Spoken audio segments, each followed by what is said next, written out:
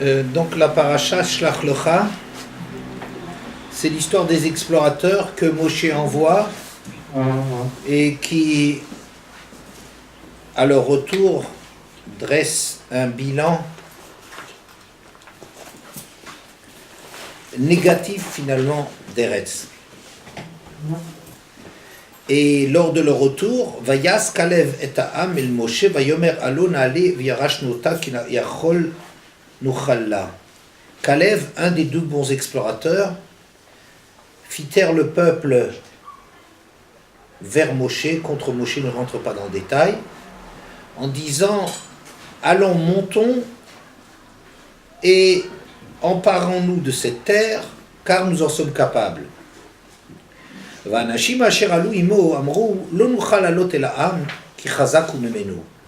Tandis que les hommes qui étaient montés avec lui déclaraient nous ne sommes pas capables de monter contre ce peuple, car il est plus fort que nous. Car il est plus fort, le peuple là, il le trouve plus fort que eux. Rashi rapporte une Gemara, Chazaku memenu kavyachol klape ma'ala amru. Pour autant qu'on puisse l'exprimer, ils n'ont pas dit ils sont plus forts que nous, le peuple juif, mais ils sont plus forts mimenu que lui, avec un L majuscule, que lui, que Dieu. Davar gadol amrum raglim botasha, dit la Gemara. Eh bien, ils ne sont pas allés avec le dos de la cuillère, ils ont dit quelque chose de grand. Que quoi? Que ce peuple était plus fort que Dieu. C'est un peu fou comme histoire. Bien. Le Rabbi de Lubavitch pose la question suivante. Comment est-ce qu'on peut envisager que un peuple qui a assisté à tous les miracles qui ont eu lieu lors de la sortie d'Égypte et dans le désert, on est déjà maintenant 1 an de désert. Ils ont 1 an de désert derrière eux, c'est-à-dire ils ont déjà assisté aux 10 plaies d'Égypte, ils ont assisté, ils ont reçu la Torah, ils ont Kriyat Yam-Souf, le passage de la mer Rouge, ils ont reçu la Torah, ils ont reçu la manne, ils ont reçu l'eau, ils ont les nuées qui devant eux balisent le terrain, ils vivent dans le miracle permanent. Ils veulent des cailles, ils ont des cailles, enfin peut-être avec des punitions, mais enfin ils voient la toute-puissance de Dieu, la toute-puissance d'Hachem, et un peuple pareil va déclarer, on ne peut pas arriver contre ce peuple, on n'est pas de force, non pas nous, parce que le problème c'était nous, alors on peut toujours croire que lui, il peut nous faire gagner, mais c'est plus fort que ça, ce qu'ils sont en train de dire, plus fort que lui. Comment on peut, Bichlal, comment on peut imaginer, envisager une seconde que des gens qui vivent dans le miracle et qui voient la toute-puissance de Dieu à longueur de temps puissent faire une déclaration aussi sotte que de dire « Ah non, ils sont trop forts pour Dieu ». Quoi? Parce qu'ils mesurent 5 mètres de haut, parce qu'ils mesurent 15 mètres de haut, parce qu'ils mesurent 1 kilomètre de haut. Et alors quoi? Ils ont triomphé des ennemis qui étaient infiniment plus forts que ce peuple. Ils ont... Ça, c'est une question que pose le Rabbi de Lubavitch. Et la réponse qu'il donne, une réponse extraordinaire, est la suivante.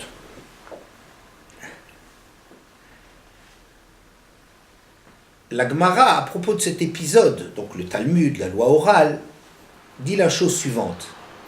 Ein bal habayit yachol lehotzi kelav misham. Le maître de maison ne peut pas récupérer ses outils de là-bas. De quoi s'agit-il? Imaginons un châtelain, belle demeure, très riche. Il engage des jardiniers. Et comme il est souvent absent, et il ne veut pas être dérangé par les employés de maison qu'il a, par les jardiniers et tout, il leur confie la clé de l'appentis dans lequel il range ses affaires. Donc, il y a une petite maisonnette en bois là-bas, et il y a une clé, et pour ne pas être dérangé, il leur confie la clé. c'est le jardinier qui détient la clé. Qu'est-ce qui va se passer? Si maintenant, le maître de maison, imaginons qu'il n'a qu'une clé, il ne peut plus récupérer ses outils sans passer par le jardinier. Et balabait yachol lotzi kelav misham. Le balabait, le maître de maison, le propriétaire des lieux, le châtelain, est incapable de récupérer ses outils de là-bas. On n'est pas en train de dire que le jardinier est plus fort que le châtelain. C'est évident que c'est le châtelain qui l'a mis en place. C'est évident, c'est le châtelain qui le rémunère. C'est évident, etc., etc. Tout ça, c'est évident. N'est-ce pas? Mais quoi? Il lui a confié la clé. Et s'il a la clé du royaume, eh ben, c'est lui qui dispose de la possibilité d'entrer dans l'endroit où sont entreposés tous les outils. D'accord? Bien. Et nous aussi, on a une clé. Avec cela, ça c'est une clé au sens figuré, du problème des explorateurs. Qu'est-ce qui se passe avec les explorateurs? Comment des gens, il faut savoir, quand on parle de gens, de personnages importants dans la Torah, quand on parle d'une génération importante, cette génération, elle est aux yeux de l'histoire, ça s'appelle Dor Dea, la génération de la connaissance, c'est-à-dire les gens qui ont connu Dieu, qui ont tous eu à un certain moment des visions prophétiques au niveau du peuple, pas les plus grands, pas les prophètes, les quelques prophètes, tout le peuple a pu assister au don de la Torah, a entendu au moins dans les premiers commandements à Kadosh Baruch Hu, Dieu qui s'adressait directement à eux. Ils ont vu l'expérience, ils ont eu l'expérience du passage de la mer, quelque chose d'absolument invraisemblable. C'est une très, très, très grande génération. Quand on parle d'une grande génération, quand on parle d'un grand homme, il y a une erreur à ne pas faire. C'est de croire que les fautes qu'ils font sont des fautes comme ça d'un tout un chacun, des fautes assez communes, assez banales. Oui? Si c'est une grande génération, les fautes sont des choses qui sont subtiles, c'est des choses qui posent des vrais problèmes. Oui? On n'a pas tellement l'habitude de dire cela dans le monde dans lequel on évolue, n'est-ce pas? Parce que vous allez dire, maintenant un grand homme, je ne sais pas qui est un grand homme, on peut dire un champion du monde d'échecs. C'est sûr que c'est un gars exceptionnel. Mais je peux très bien imaginer qu'il bat sa femme. Pourquoi? Parce c'est un génie, c'est un type extraordinaire. À part ça, il a un comportement domestique qui est lamentable. On peut imaginer ça. Pourquoi? Parce que nous avons qualifié de grand homme un bonhomme simplement qui a un claps, comme ça il y en a qui ont des cases en moins, lui il a une case en plus, qui lui permet de composer de faire des parties d'échecs comme ça dans sa tête, de tenir le monde des échecs dans sa tête. C'est quelque chose d'absolument extraordinaire, c'est d'une complexité folle, mais lui il arrive à tenir cela. Ok, c'est extraordinaire. Qu'est-ce que ça veut dire à part ça? Il n'a aucune qualité humaine, il n'a pas besoin.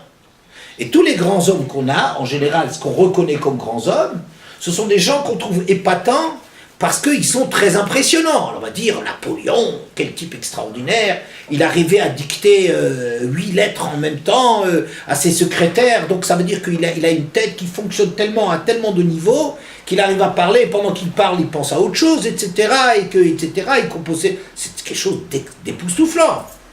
Mais on est tellement emballé par ces qualités géniales. Alors, on est tellement emballé par ses qualités qu'on croit qu'il a des qualités morales. Peut-être qu'il n'a pas de qualité morale, peut-être qu'il torture ses adversaires, peut-être c'est un sale bonhomme, peut-être qu'il a une vie, je ne sais pas moi, sexuelle complètement débridée, c'est certainement le cas, mais ça ne garantit rien. Mais dans la Torah, quand on parle de quelqu'un de grand, on dit il est grand, c'est un personnage qui est grand, ça veut dire il est grand dans tous les domaines. On ne va pas dire quelqu'un qui, je sais pas moi, qui est un coléreux, un bonhomme qui se met en colère pour n'importe quoi, ben ça c'est déjà fini, c'est pas un grand bonhomme. Et si on arrive à imaginer qu'à 3 occasions, Moshe Rabbeinu a pu se mettre en colère, c'est dans des cas qui sont absolument limites, et avec une patience qu'on ne peut même pas imaginer le 10e de la patience dont il a fait montre par rapport à son peuple. Mais c'est quelqu'un d'incroyablement parfait. Et ça, tous ces grands... Même une génération c'est moins qu'un grand bonhomme, mais même une génération, c'est quelque chose de tellement extraordinaire que cette génération-là, elle est tellement époustouflante qu'on a une difficulté à ne pas à comprendre plutôt comment ça se fait que ces gens ne veulent pas rentrer en Israël. Oui, je vais vous le dire, de quoi se fait, de quoi il s'agit. Quand on est dans le désert, on a un contact direct avec Akadosh Baruch Hu, avec Dieu. Tout est dépendant directement de Dieu. C'est-à-dire, soit à la hauteur, soit capable, fais des bonnes choses, tout de suite, tu reçois la récompense. Attention, le prix à payer est très lourd. À la moindre incartade, le moindre écart, paf, ça pardonne pas.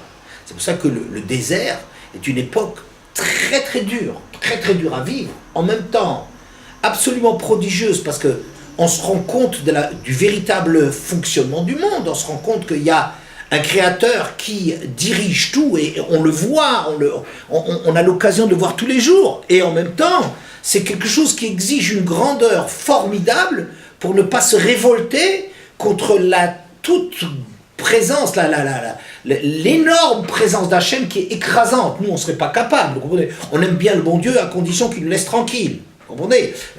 On l'aime bien, il est gentil, on lui attribue des tas de mérites, mais je vous dis, il vaudrait mieux qu'il ne soit pas trop présent. Heureusement qu'il n'est pas trop présent, on ne tiendrait pas le coup. Pourquoi ? Parce que l'exigence qu'il aurait, elle serait tellement absolue qu'on n'a pas imaginé, par exemple, une salle de classe.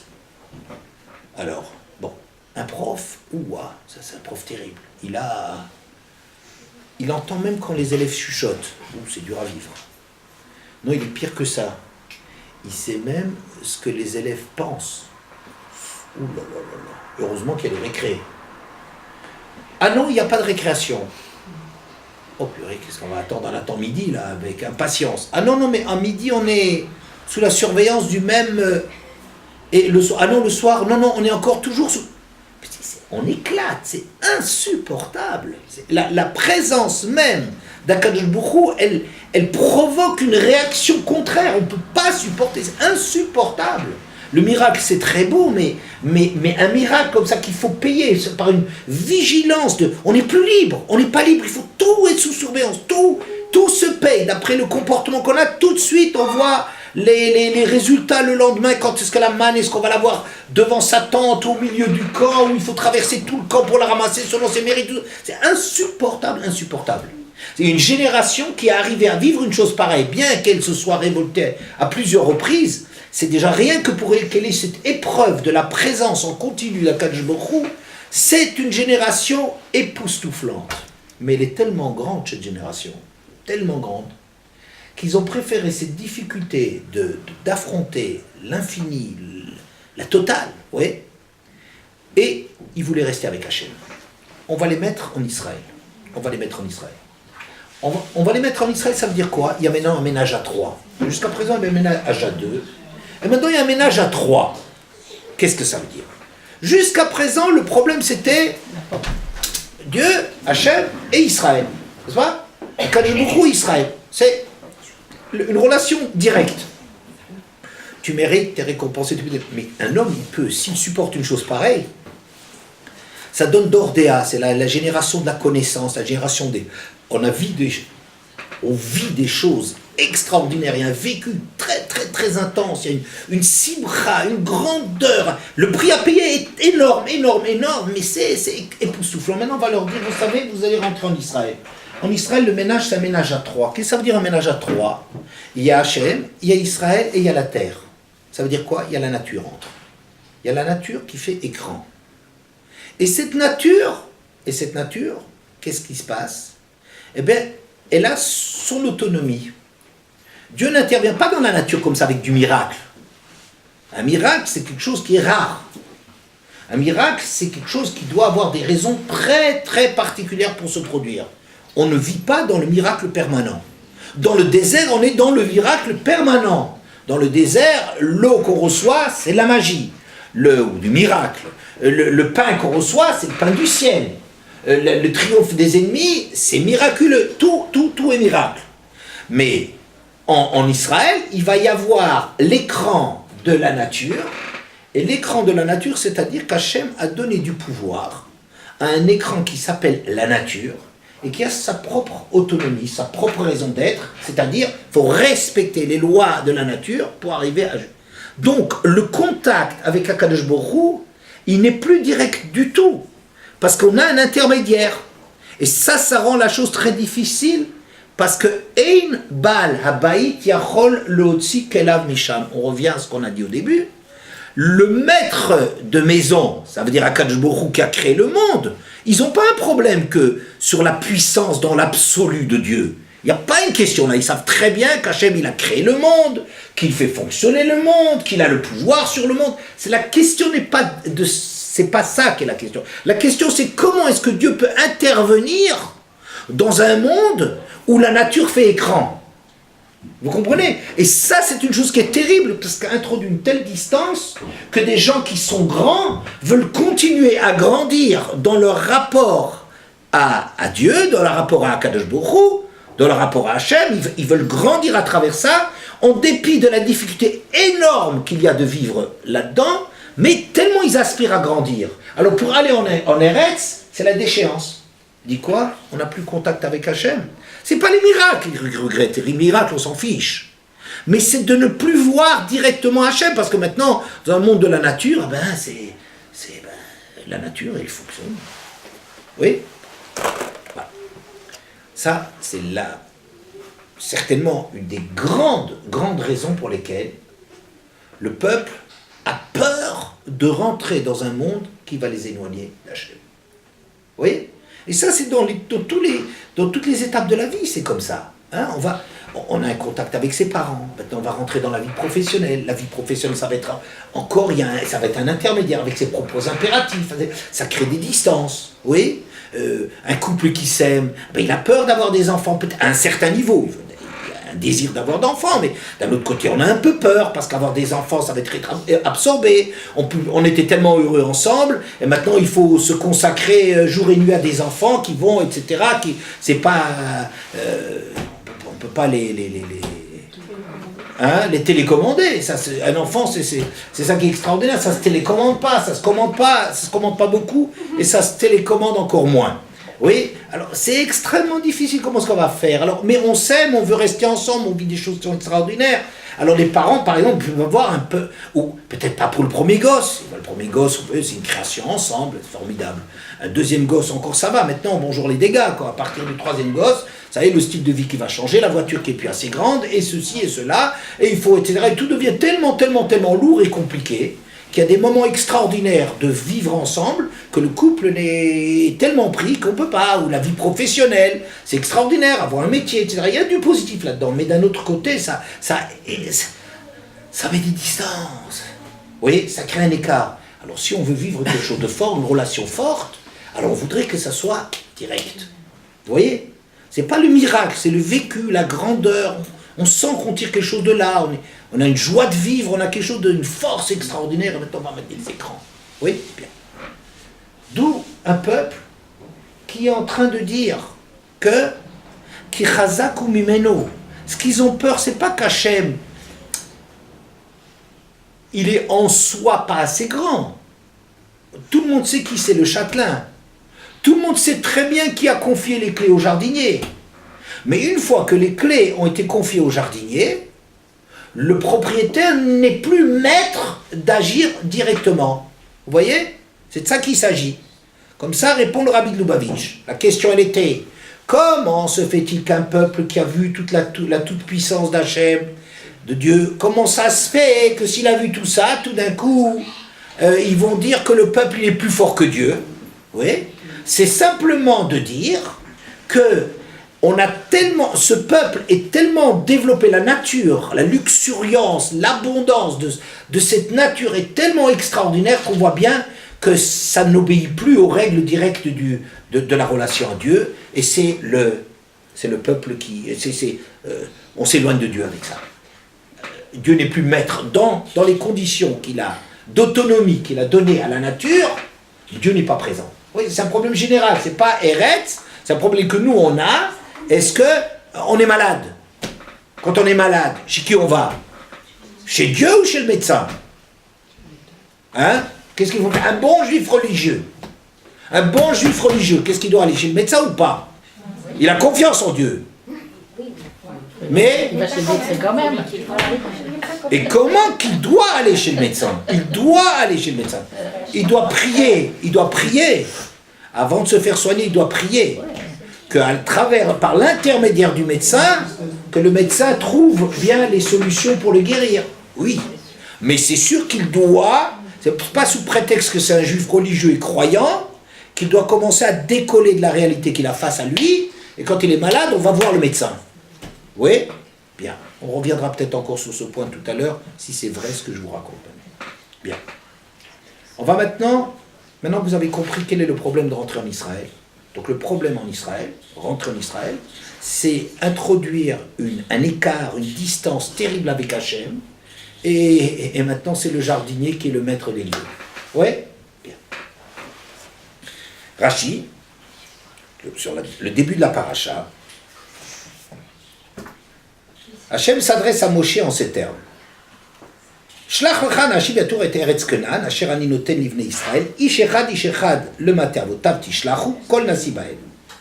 Envoie pour toi des hommes qui explorent la terre de Canaan, que je donne au Bnei Israël, un homme selon les tribus paternelles, vous les enverrez, chacun devra, par tribu, un homme par tribu, chacun devra être un prince. Donc on a envoyé des gens extrêmement importants, des représentants extrêmement qualifiés pour aller explorer la terre.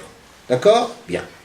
Rashi relève quelque chose, disons, le Ramban voit les choses autrement, je vais vous dire d'après Rashi, c'est Rashi que je vais développer. Shlach lecha, littéralement, d'après Rashi au moins, envoie pour toi. Qu'est-ce que ça veut dire envoie pour toi? Envoie des explorateurs. C'est pas? Envoie 12 explorateurs qui, etc. Envoie pour toi. Rashi dit la chose suivante. Le Datra, selon ton idée, Ani, Eini Metzave lecha, Im tite shlach. Moi, dit Akadosh Baruch Hu, ça me dérange si je dis Akadosh Baruch Hu? J'aime pas tellement dire Dieu, je le sens plus proche en disant Hachem ou Akadosh Baruch Hu. Mais c'est celui qu'en français on traduirait par Dieu.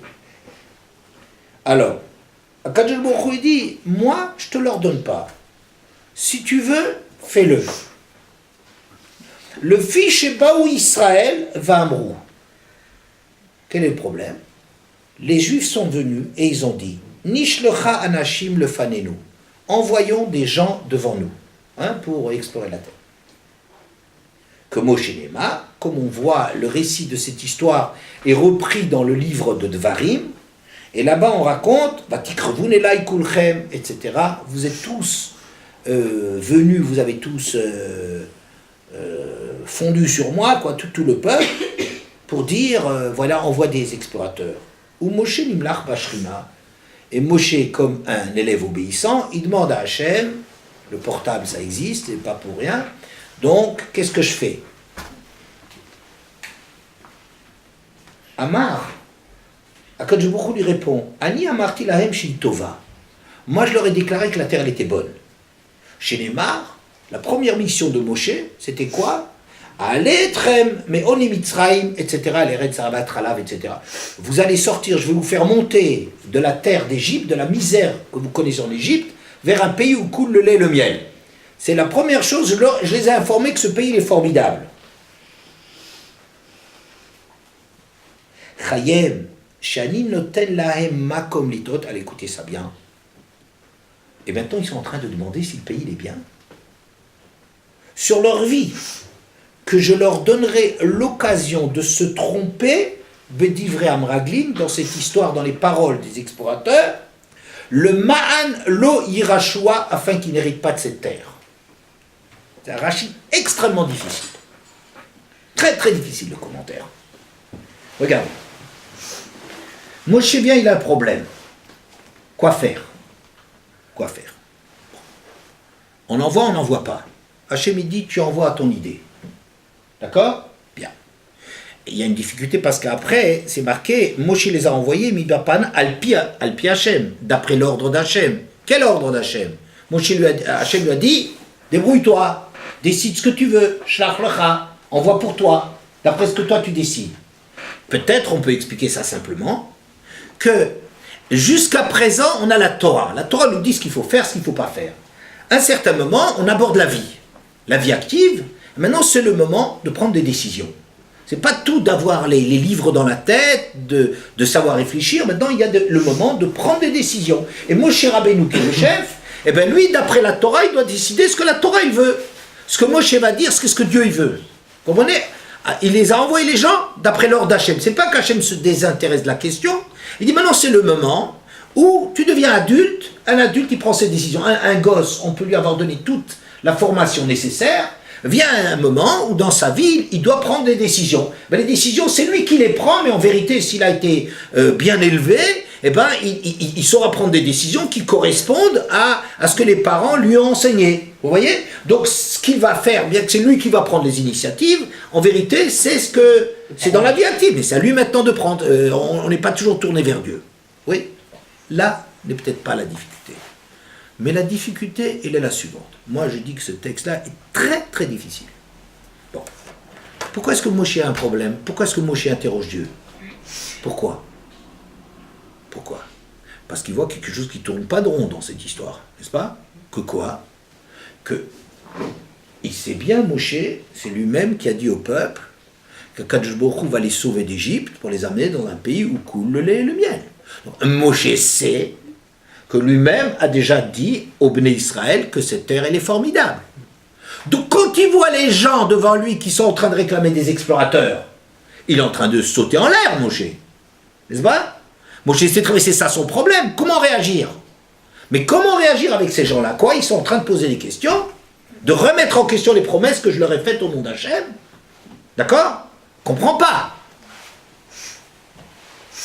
Alors Hachem, il répond, moi, je leur ai dit que la terre, elle était bonne. Merci beaucoup. Ah, je ne savais pas, tiens. Mais c'est ça tout son problème. C'est qu'il savait très bien qu'il leur a dit que la terre, elle était bonne.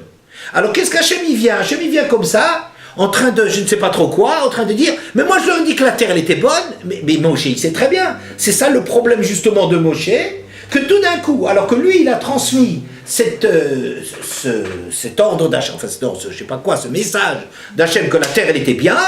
C'est lui qui l'a transmis, et maintenant les gens ils sont en train de remettre ça en question. Mais c'est ça, en quoi est-ce que Dieu il va l'aider en disant, moi j'ai dit que la terre elle était bonne, mais il a une guerre de retard à Kadosh Baruch Hu. Vous comprenez, il y a quelque chose qui ne marche pas là, il y a quelque chose de très difficile. D'accord? De plus, j'apprécie pas, mais alors loin d'apprécier, la façon dont Hachem réagit dans cette histoire. Hein? Bon, moi qui ne suis pas marocain, je dirais il l'a fait à la marocaine. Ah, moi j'aurais dit que la terre elle était bonne. Ah, moi j'aurais dit que la terre elle était bien. Ah, il commence à poser des problèmes. Eh bien, on va voir ça. Chayem, Shani, Notelaim, Makom, Litot, Bedivram. Oh bon, bah, ils vont me le payer ce truc-là. Ah, ils n'ont pas confiance en moi. Tu vas voir ça. Je te jure que ceux-là, ils auront l'occasion de se casser la figure. Ouais. Que le mal le Yerachou afin qu'il n'hérite pas de la terre. Mais tu vois, on a l'impression qu'on est dans la cour de récréation. On est quoi? Mais c'est quoi? On parle d'Akadosh Baruch Hu. Et Akadosh Baruch Hu, il se comporte comme quelqu'un d'offusqué. Mais moi, j'aurais dit que c'était bien. Et alors, comment ils font pas ce que j'aurais dit? Je suis très fâché, hein. Je suis très fâché. Je vais me faire des croche-pieds. On a l'impression que c'est de ça. Vous lisez ce truc-là, je ne traduis pas. C'est une folie, ce Rachid. Moi, je leur avais dit que la terre était bonne comme c'est marqué, je vais vous faire monter de la misère d'Égypte dans un pays où les bleus. Chayem, sur leur vie. Shaninotem lahem makom litot, que je leur donne l'occasion de se tromper. Bedivre Amraglim, dans les paroles des explorateurs, le man lo yirachua afin qu'ils n'en héritent pas. Ben, disons les choses clairement. Si on pense qu'ils doivent se casser la figure, casse-leur tout de suite la figure. Mais leur mets pas une peau de banane pour leur dire, moi je veux qu'ils vont se casser la figure. C'est trop facile, si on leur fait des pièges et des trucs comme ça, de façon à ce qu'ils n'héritent pas la terre, ça serait un petit peu mieux de dire, ah vous avez des problèmes avec moi? Vous savez ce que je fais? Eh bien fini, vous n'aurez pas la terre. Au moins ça aurait été au moins franc. Ça aurait le mérite de la franchise. Mais de dire, moi je vais leur mettre des peaux de banane, qu'ils vont se casser la figure et qu'ils ne vont pas obtenir la terre, pour qu'ils n'héritent pas la terre, ça, c'est vraiment, je trouve que c'est tellement minable, c'est tellement humain Minable, c'est rien, c'est nul comme attitude. On peut pas, Hachem il est jamais comme ça. À part ça que je vais vous dire, que c'est tout à fait faux qu'Hachem il a fait des pots de banane. Au contraire, il leur a dit, il leur a donné des conseils. Regardez, si vous voyez que par exemple qu'ils sont dans des villes fortifiées, les villes fortifiées ça veut dire que les gens ils ont peur. Quelqu'un qui s'abrite, il a peur. Alors même si vous voyez que c'est des gens ils sont impressionnants, ne vous laissez pas impressionner. Des gens qui sont costauds, c'est des gens qui vivent dans des villes non fortifiées. Ils ont peur de personne. Mais des gens qui sont derrière des grands murs, oh, ça c'est des gens fragiles. Ouais, souvent, vous savez, il y a des gens qui sont très agressifs. Alors, souvent les gens, ils sont petits. Les petits, c'est des gens très teigneux, comme ça. Parce qu'ils ont tellement peur, ils sont tellement déstabilisés parce qu'ils n'ont pas tellement confiance en eux-mêmes. Souvent, c'est un truc comme ça. Alors, ils ont besoin de montrer toute leur défense devant. Comme on dit en français, un chien qui aboie ne mord pas. Il a besoin de mettre toutes ces attaques devant. Alors ça fait très peur, c'est très spectaculaire, mais en vérité, c'est parce que le chien, il a peur, quelque part qu'il aboie. Les chiens qui sont dangereux, c'est ceux qui aboient pas. Ceux-là, ils mordent. Vous comprenez ? Et vous voyez, alors, Hachem, il leur a donné ce conseil. Ensuite, il a fait des enterrements. Partout où il passait, il y avait des gens qui mouraient, des gens importants. Et donc, c'est pour que le peuple ne fasse pas attention à ces explorateurs qui passent, et se consacrent à leur enterrement. Je ne rentre pas dans les détails, ce que Stipler il explique là-dessus, c'est très bien, mais je ne rentre pas simplement pour vous dire en 2 mots que c'est sûr qu'Akadosh Baruch Hu, il n'a jamais lancé la moindre peau de banane. C'est indigne d'Akadosh Baruch Hu de mettre la moindre. Seulement ce Rashi, on ne comprend pas ce qu'il veut dire. On a l'impression, si vous lisez ça, on ne parlait pas d'Hachem, on dit il est à côté de la plaque. Parce que le problème de Moshe, c'est justement qu'il savait, il avait lui-même dit au peuple que cette terre, elle était bonne, et son peuple, le problème vient, quoi faire dans un cas où les gens n'y croient pas. Mais il y avait bien 2 groupes. Oui. Par Moshe Rabbeinu, oui. Et le groupe par Yoshua Binoun. Nous. Donc c'est le groupe de Moshe Rabbeinu qui n'a pas fauté. Et le groupe de Yoshua Binoun qui avait fauté. Donc, qu'est-ce que ça change sur le problème de départ? On n'est encore pas de groupe. Il n'y a pas de groupe. Non, c'est les explorateurs de Moshe Rabbeinu. Ils ont pas fait. Donc, je ne sais pas, monsieur Galil, je ne sais pas. Le problème, c'est pas celui-là, José Rimona. Je veux bien José Rimona, que ça manquait de confiance en Hachem. Je veux bien. Et alors, comment gérer un problème de ce genre-là? Comment gérer? Il dit, bon, prendre comme ça la mouche. Ah, mais moi j'ai dit que la terre elle était bonne, vous allez vous casser la figure. C'est cette façon de faire. Tu veux pas qu'ils rentrent, dis-leur qu'ils rentrent pas. José Remouna, tu penses qu'ils n'ont pas de confiance en Dieu? Eh ben alors, interdis-leur de rentrer en Israël. Quel est le problème? Je vais vous dire exactement quel est le problème. Rashi rapporte, tous les mots de Rashi sont, comme toujours, tous les mots ils sont importants. Vatikruvul elai kulchem. Vous êtes tous précipités contre moi dans la herbouvia, dans le mélange de... C'est comme ça, il faut voir le début de Dvarim. Quand cette histoire elle est racontée, l'histoire des explorateurs. Quand vous voyez la façon dont les gens posent des questions, vous avez déjà une grande indication sur leurs états d'âme, sur leur humeur, sur leur disposition d'esprit. Quand les Bnei Israël, par exemple, ils ont reçu la Torah, et ils ont entendu dans les 2 premiers commandements, ils ont parlé Hachem parler, ils ont été tellement effrayés par cet infini qui s'adressait à eux, ils sentent tellement qu'ils n'ont pas la force de contenir cette puissance de la parole divine, que quoi? Que sont allés chez Moshe, une délégation de gens, ils vont chez lui, et il dit, écoute, si on continue à écouter Hachem, on meurt, c'est trop fort pour nous. C'est comme dans un circuit, vous faites passer un courant électrique, oui, ben à un certain moment, si le courant il est trop grand par rapport à ce que le circuit peut supporter, il va éclater, n'est-ce pas? C'est ça ce qui se passe. Mais comment est-ce qu'ils sont allés chez Moshe? C'est les gens qui étaient les représentants du peuple. C'est les grands du peuple qui viennent chez Moshe, ils s'adressent à lui et disent, on ne peut pas continuer, parle-toi, très bien. Ça, c'est une façon d'aller. Dans les explorateurs, c'est pas comme ça. Vatikruvul elai kulchem. Tout le monde vient, les enfants qui bousculent les vieux et tout ça. Vous savez ce que ça veut dire? Ça veut dire qu'il y a la panique. Quand c'est pas l'esprit qui dirige, quand on n'est pas dans l'ordre, quand on est, ça veut dire qu'il y a quelque chose qui a, Il y a une peur ici, il y a quelque chose qui est... Parce que si c'est une chose, il y a des questions, on peut avoir des questions, on peut dire c'est trop fort, on ne peut pas supporter cela, etc. Mais tant qu'on y va comme les choses doivent se faire, une délégation, les gens importants qui vont devant, les gens qui ont le droit à la parole qui parlent. Alors là, je dis que j'ai devant moi des gens avec qui on peut discuter. Ils ont du sahel, ils ont de l'intelligence, ils savent comment est-ce qu'il faut présenter les choses, c'est comme ça qu'ils le font. Mais ici, le problème, tout le monde est venu ensemble. Qu'est-ce que tout le monde a venu ensemble? Si tu as un problème, est-ce qu'il faut explorer cette terre et de quelle façon il faut l'explorer et de quelle façon attaquer le pays? Qu'est-ce que tu veux? Envoie où les généraux, ou les représentants des chefs de tribu? Qu'est-ce que tu as besoin de tout? Qu'est-ce que tu as besoin que les femmes et les enfants ils viennent là-dedans? Ils n'ont rien à faire. Donc, Moshe Rabbeinu, son problème est le suivant. Il voit que la façon dont le peuple vient contre lui, c'est une panique. Quand quelqu'un est paniqué, on ne peut rien, on ne peut pas le raisonner. Oui? Par exemple, quelqu'un qui, je sais pas moi, il est claustrophobe, et il est dans l'ascenseur, et s'il est claustrophobe, et que l'ascenseur, ras de shalom, il s'arrête, il est pris en plein entre, pas à bon port, hein, mais entre des étages, oui. Il hurle, il a peur, il ne se contrôle plus, tellement il a peur. Qu'est-ce que vous pouvez lui dire? Calme-toi, quelqu'un de l'extérieur dit, calme-toi, les secours arrivent. Mais qu'ils soient déjà là! Au secours, je ne peux pas supporter, je suis enfermé, je ne peux pas supporter. D'accord? Bien.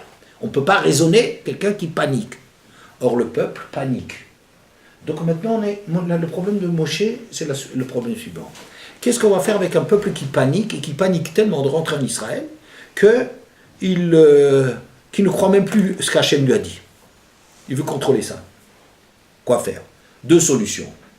Ou céder, ou s'opposer. Si on s'oppose à eux, on va dire non, Moshe va leur dire ce qu'Hachem déclare à Moshe, mais je vous ai donc déjà dit que la terre, elle était bonne.